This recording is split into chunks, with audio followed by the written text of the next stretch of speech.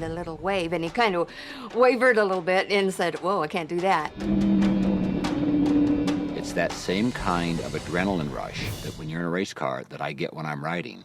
To me, they're one and the same. It makes the rest of the world go away. So when I'm writing about someone who's evil, I have to understand what drives them. When you're putting yourself in the mind of evil, it's like when you're racing. You're putting yourself in the mind of the person in front of you. How am I going to get ahead of this guy? What is he thinking? What are his objectives? What's he trying to do? So that projection of yourself into someone else is essential in being able to try to solve problems. The great thing about being on the racetrack is that it requires 100% focus. You can't think of anything else. And all those things just drain out of your brain.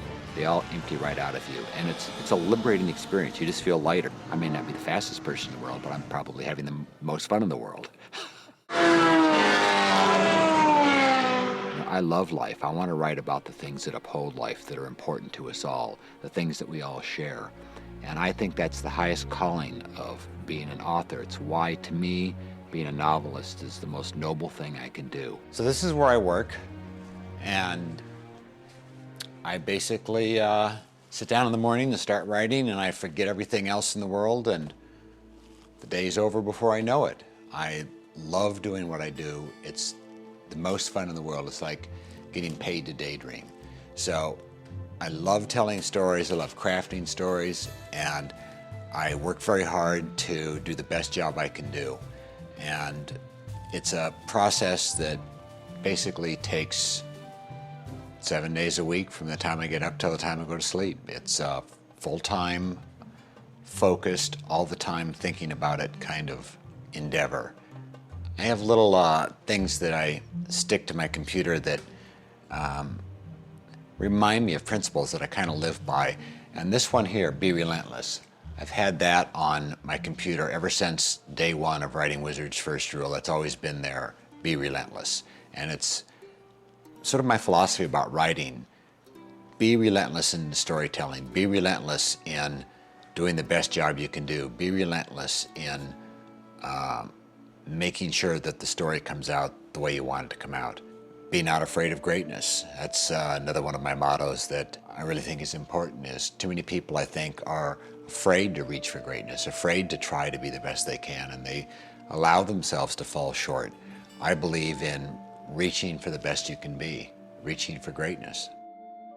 To turn a project into film, hundreds, if not thousands of people are involved. So the people that have approached us over the years, I've always had the understanding that they're the ones who are going to be in charge.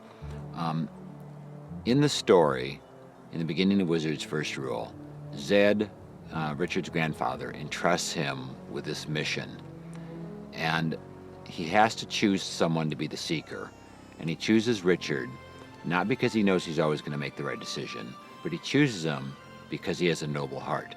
And that's how I first became involved with Sam Raimi, knowing that if someone is going to carry this project forward, it has to be someone I believe in. When Sam Raimi approached Terry and his agent, it was exciting for us because we had seen an interview of Sam where he discussed the importance of heroes.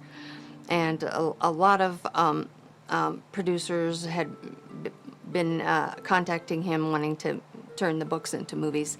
And when we saw that interview with Sam, who said, I want to hold these heroes high for people, we just kind of looked at each other and said, that's it, that's the one, that's the guy. I want this to be a show that viewers really enjoy. I want it to have values that I care about, of integrity and honesty and upholding the values of life. To me, that's what's important. The people I've wanted to be involved with are people who have done great things before. People who I think can do great things.